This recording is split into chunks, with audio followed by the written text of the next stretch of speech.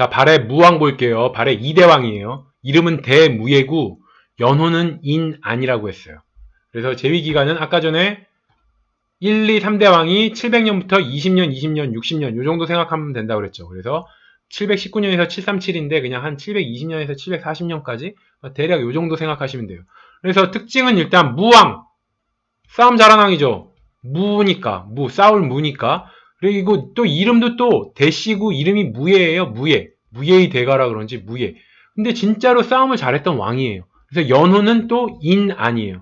인은 영어로 in, 안 이런 뜻이죠. 인이. 그리고 안은 안으로. 그래서 인안 하면은 내 안으로 이런 얘기예요.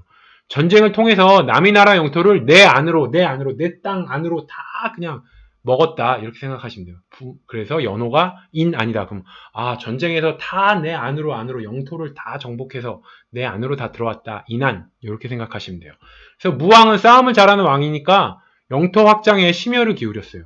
그래서 흑수 말갈 등 여러 세력 복속시켜서 북만주 일대를 장악했습니다. 그래서 싸움 잘하는 왕이니까 영토 확장에 심혈을 기울였다. 이 정도 생각하시면 되고, 자, 장문유의 수군이 당의 등주를 선제 공격했다. 우리나라가 감히 중국을 먼저 선제 공격을 했다. 이거 굉장히 좀 의미 있는 일이죠. 하여튼 대단한 일이죠. 우리나라는 항상 왜 다른 나라들의 침입을 받기만 했지 우리나라가 먼저 공격한 경우가 별로 없거든요. 그래서 장문유의 수군이 당의 등주, 산둥반도죠. 산둥반도를 선제 공격했다. 그래서 이거 좀 특이한 경우라서 시험에 좀 자주 나옵니다. 조심하셔야 될 게 장문휴 문자만 보고 문왕 때 이러면 안 돼요. 무왕 때예요. 장문휴는. 자, 그래서 스토리가 하나 있는데 이제 무예는 대무예, 무왕이에요. 무왕. 그 무예가 동생이 문예라고 있어요. 대문예라고 친동생이 있어요. 근데 이제 무왕이 동생 문예에게 군사를 주면서 흑수말가를 치라고 했어요. 근데 문예는 딱 보니까 도저히 안 되겠는 거야. 그래서 군사를 데리고 당나라에 가서 항복을 해버려요. 그러니까 무예는 완전 빡치는 거죠. 군사까지 조어가면서 공격하라고 했더니 웬거 오히려 당나라에 가서 들러붙어 버렸으니까. 그래서 무예는 당나라한테 동생 달라고 했겠죠. 근데 당은 안 주는 거예요. 무예가 열받아갖고 장문유 시켜가지고 산둥반도 공격하게 했어요. 그래서 이제 장문유의 수군이 당의 등주를 공격하게 됐다. 이런 스토리에 의해서 이건 진짜 있었던 일이에요. 그래서 이제 암기할 땐 이렇게 생각하시면 돼요. 무왕이죠. 무왕의 등에다가 칼을 꽂았다고 할 수 있겠죠. 동생 문예가. 왜? 동생한테 군사 줬더니 오히려 적인 당나라에 가서 그냥 딱 항복해버렸으니까. 그래서 무예의 등에 칼 꽂은 동생 문예. 그래서 열맞은 무예는 문예를 잡으려고, 그러니까 이 문예가 형 등에 칼을 꽂고 등주로 가서 숨은 거예요. 등에 칼 꽂고 등주로 가서 숨었어. 그러니까 열받은 무예는 동생 문예 잡으려고 등주를 공격했다. 이렇게 생각하시면 돼요. 그래서 무예가 열받아서 이제 등에 칼 꽂고 등주로 도망간 등주를 공격했다. 이렇게 생각하시고, 자, 무왕 때 있었던 장수 이름이 장문유예요. 요거 이제 문왕 때 아니고 무왕 때다. 외우기에서는 요거 이렇게 생각하세요. 짜증나는 이 문예예요. 무예 동생. 문왕과는 완전 다른 거예요. 대무예는 대무예의 그냥 동생이에요. 당나라에 항복한.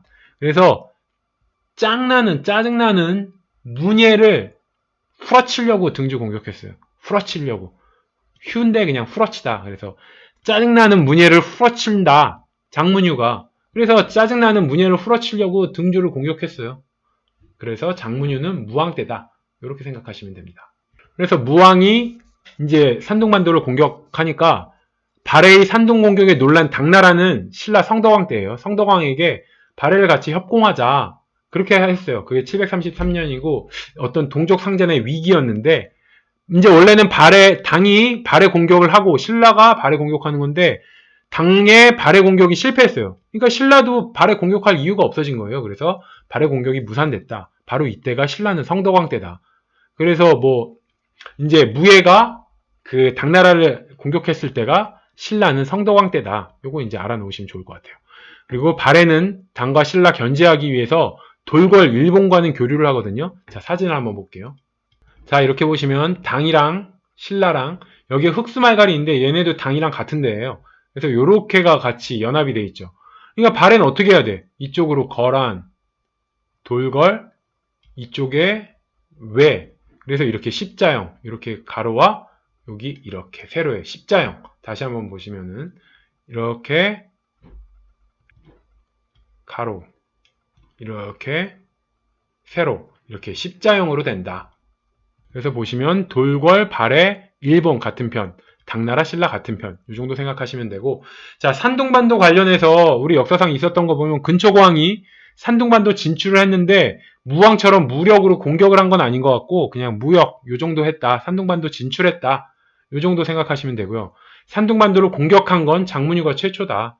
광개토 대왕은 요동까지밖에 진출을 못했죠. 랴오강의 동쪽 요동까지 진출했죠. 그리고 신라 장보고는 산둥반도에 법화원이라는 걸 설치했고 이거는 이제 산둥반도에 법화원이라고 장보고가 설치했다.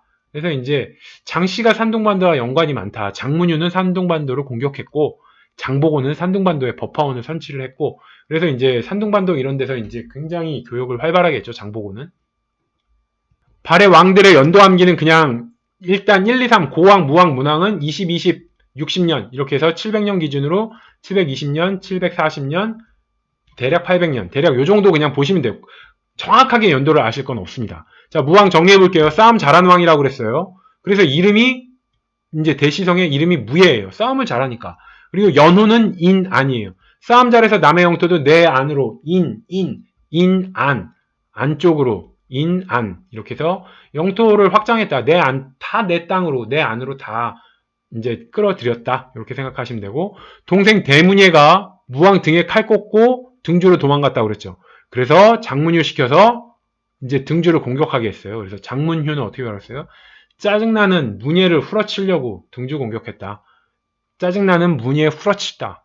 이렇게 해서 장문휴 이렇게 생각하시고 돌궐 일본 발해 한 편이었고 당 신라 한 편이다. 이 정도 생각하시면 되죠.